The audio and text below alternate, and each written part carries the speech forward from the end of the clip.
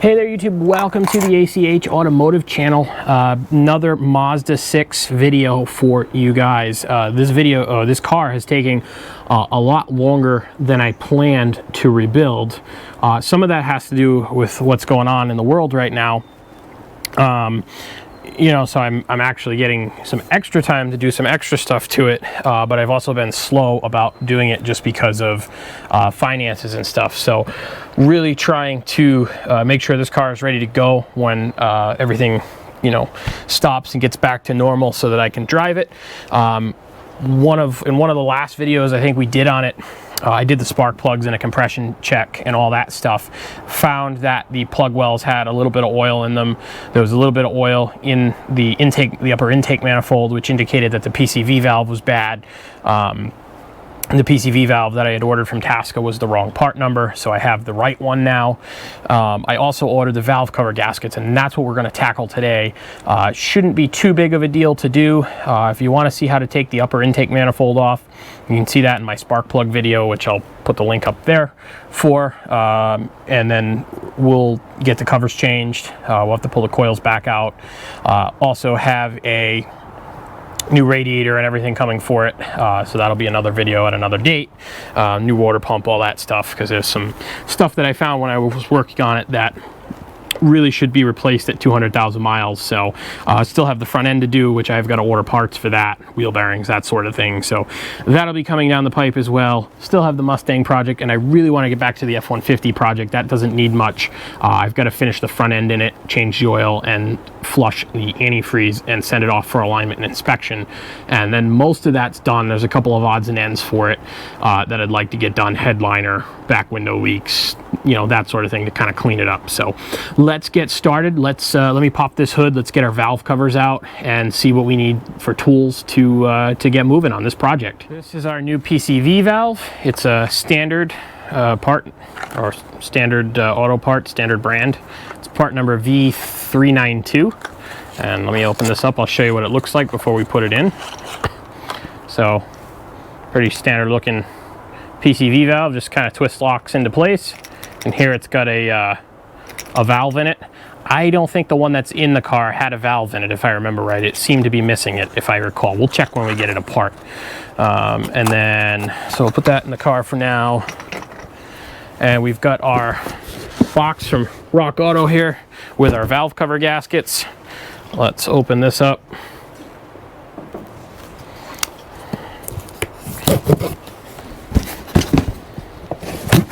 I believe I ordered Felpro gaskets for this. This is my packing slip. Lots of packing material. There we go. There's our gasket kit. And as Rock Auto standard, you always get a cool magnet, so I'll put that on my tool chest. So this Felpro kit comes with the two valve cover gaskets, left and right, and it also comes with the new plug well seals. That's what these blue O-rings are. It is for a 3.0 liter Ford. It's part number VS50706R. Got it from Rock Auto. I think it was less than 30 bucks, so not terribly expensive, all things considered. Honestly, none of the parts on this car, if you're rebuilding a Mazda 6, none of the parts individually on this car have been that expensive if you're going with just generic, Rock Auto, Amazon, parts store type parts. Everything has been, what I have found, relatively reasonable. When you're restoring a car like this, it's got a gazillion miles on it. The problem is usually that the previous owners didn't do a lot of maintenance, so when something fails, they typically throw the car out. Somebody like myself would look at it and say, well, that's a $50 part. That's really not that bad. Why did you throw the car out for that? But then you get into it and you find out, you need valve cover gaskets, you need wheel bearings and tires, and all those things add up when you restore a car. So when you go to buy a car like this, I got the car for free, so it didn't cost me anything other than my sister had some parts that I bought off of her. But when you do go to buy a car like this, there are things you're not going to know until you get into it. I don't care what the car is, how long, how much you've looked it over. There's always going to be some kind of unknown. And there's been plenty with this car. Nothing independently in and of itself would be something that I would say, well, it's time to put the car down and move on to something else. I think at this point I'm probably about $2,000 in parts into the car, maybe 2,200 give or take. I still got to do the front end. I did have to buy a radiator that I was not planning on buying and a water pump that I was not planning on buying. And there was some tools and stuff that were bought. So these are all things to consider when you grab an old car like this. But you also have to look at it this way. At the end of the day, this car belongs to me. I've pretty much paid cash for all the parts and tools that I have bought for this car. There were some expenses that I put on my credit card, but I've largely paid cash for everything that I've worked on this car. You know, so at the end of the day, yeah, maybe I dumped $2,200 into a car that's only worth $800 to $1,000, but it's mine. The bank can't take it from me, and you know, that's some of the reason I do what I do, is because these are my cars. Now, that being said, I do have car loans, and I do have 2 newer vehicles for daily drivers, but majority-wise, I've always been of the mindset of, well, if I can fix it for $50, why throw it out? So that's kind of why I do what I do. So without further ado, let's get into this job. Let's pop the hood and see what we have to do. Hopefully there's no wind noise. It's pretty windy out there today. Yeah, there we go. It's a 10 millimeter. Okay, battery is disconnected there. Can't get into any trouble. I got all my zip ties snipped. We've got to disconnect these harnesses and get them out of the way. Actually, you know what? I might not have to disconnect them for this front one here. We might just be able to, because half of these are all out anyway already. Let's see here. I might be able to get this without. We'll take this hose off and out of the way here. I got to get myself a pair of pliers. Actually, I might be able to do it with my channel locks here, or my Leatherman.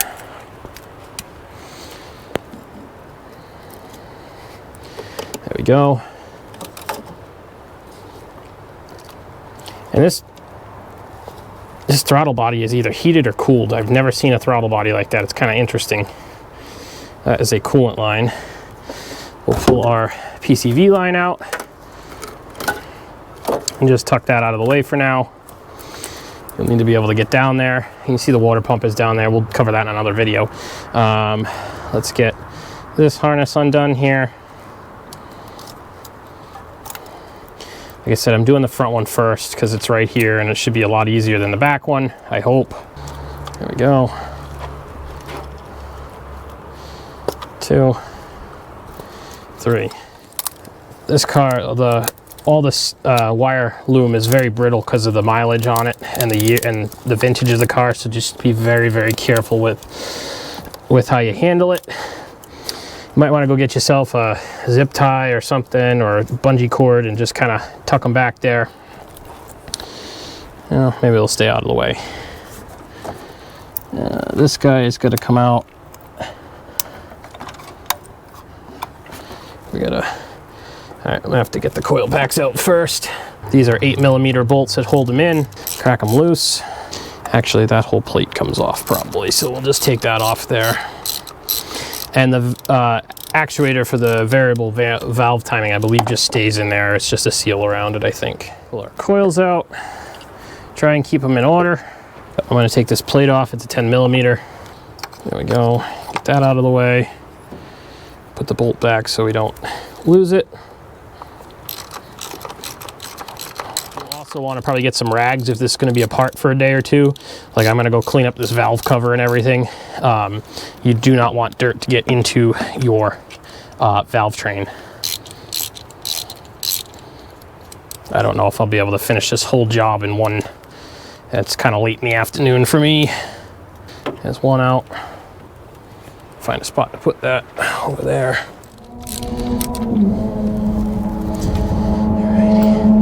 Last bolt. There we go, last one is out. Our socket out of the way here. Myself a little gasket scraper here. See if we can get this under here and pop this loose.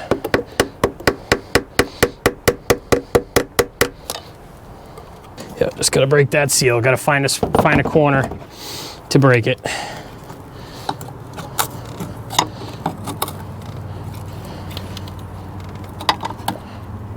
There we go. Might have to find a couple of corners to brake it on. So I went up here with the hammer and just tapped it. All right, getting around this dipstick tube is going to be fun. Don't want to damage your dipstick. There we go. And then, oh, that's what's keeping it. This one harness in there. Okay, there's our gross gasket right there. Just press fits in. We will go and get I'll probably just blow the air out of this. I'll blow the dust out of it with my compressor. We'll clean it up. We'll clean the mating surfaces up. We'll wash the valve cover gasket and put the new seal on it, put the gasket, and put it back together. We've got our valve cover cleaned up. We're going to take our Felpro gasket kit here and our new plug well gaskets and put them into our valve cover. Once we do that, we're going to come over here to our car and our motor. I'm going to take my air compressor. We're going to blow anything out that might have got into the head while we had it apart. I'm going to put some RTV sealant in places where the factory had it, right around the timing cover and the water pump cam pulley here.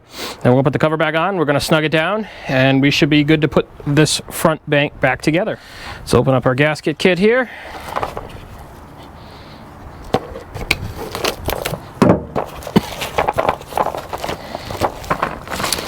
First thing I am going to tackle is our plug well gaskets.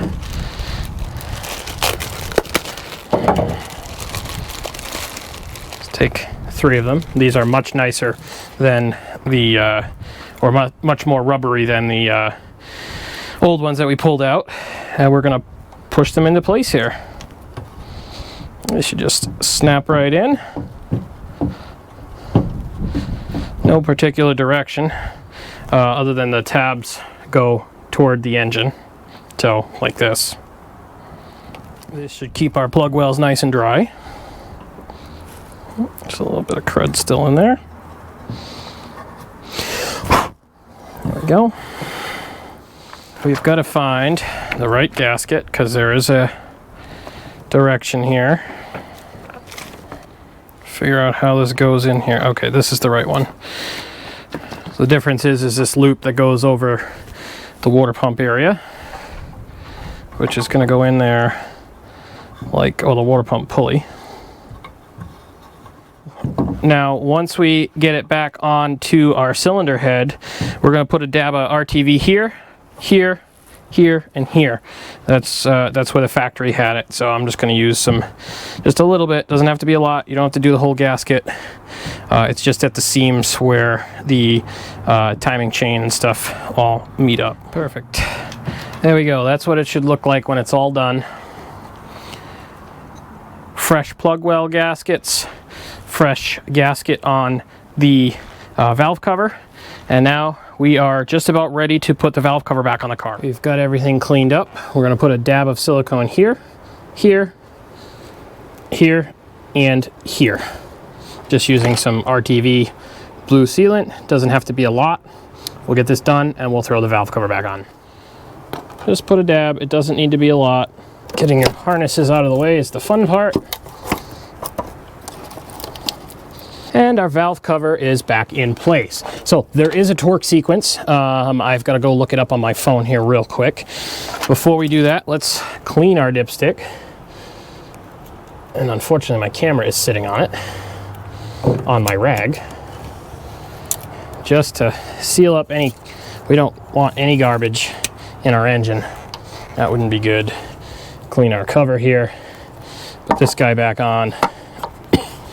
Oops, that's upside down. There we go. All right. So it goes 1, 2, 3, 4, 5, 6, 7, and 8. So let's get one of our bolts over here.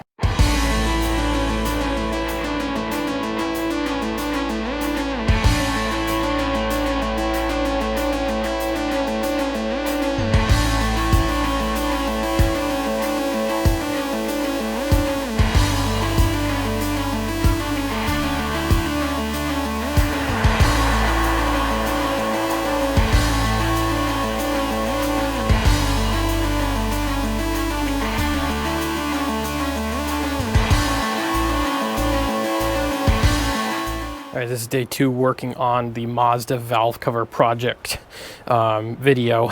I am going to work on taking the intake manifold off the car. And if you want to know in detail on how to do it, you can check out my spark plug and compression test video. I show it there. The basic gist of it is we need to, I leave the EGR valve on just because it is a pain in the butt to try and break it loose. So we take all these vacuum lines off, take the throttle body off.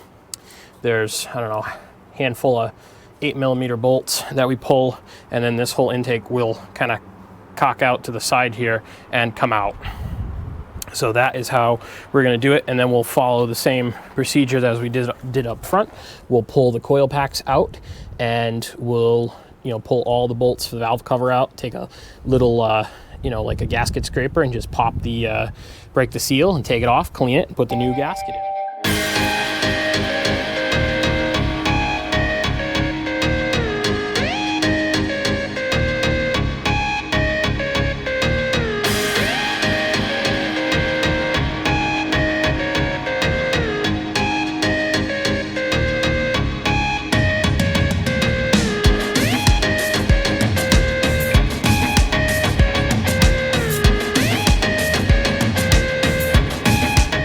Okay, we got our intake manifold, our upper intake manifold off. We've got to pull our coil packs, pull our actuator here for the variable valve timing, and pull all the bolts for the valve cover. There's a couple of harnesses we've got to get out of place here, and then the valve cover will come right off, and we'll change the we'll clean it up, change the gaskets, and put it back together. All right, I think this is the last harness we have to pop off here before we start getting the valve cover bolts out, and it does not want to come off. So one of the tricks that you can use is you take a metal trim stick and you just gently slide it up underneath, and there we go. Now we've got our coil harness out of the way here. And unfortunately I took the PCV valve out, or PCV out, and I dropped it down there, so I'll have to find that later. There's a stud here with an 8mm nut on it, and a stud here at the end with an 8mm nut on it, and that holds this back harness in place.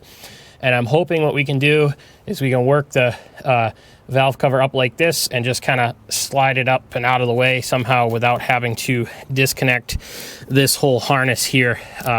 This looks like it handles the injectors for the fuel rail and everything. So we'll let me work on getting these bolts out, and we'll see if we can get the cover off. I have the valve cover just about off. What I'm running into is that I can't get the valve cover to clear the oil control valve in the cylinder head.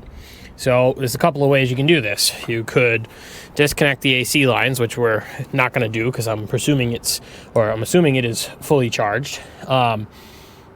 Your other option is to get in there and pull that OCV out, which is not fun. Or your third option, which is the option I'm going with, based on what I read on the internet, is I have a jack supporting this corner of the motor, and we're going to take a 15mm socket. We're going to pull these 3 bolts on the motor mount, and then I'm going to drop the jack just to here, and it should clear the valve cover. There we go.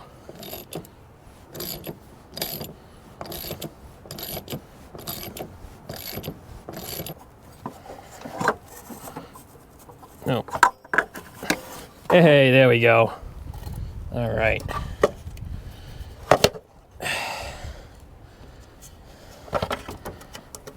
Valve cover is off, finally.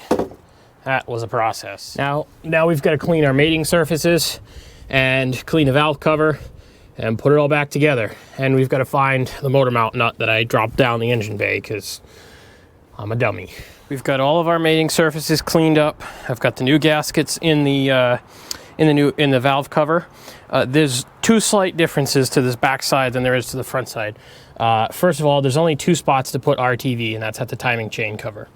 The other difference is this valve cover has the PCV valve, so we will have to put that in.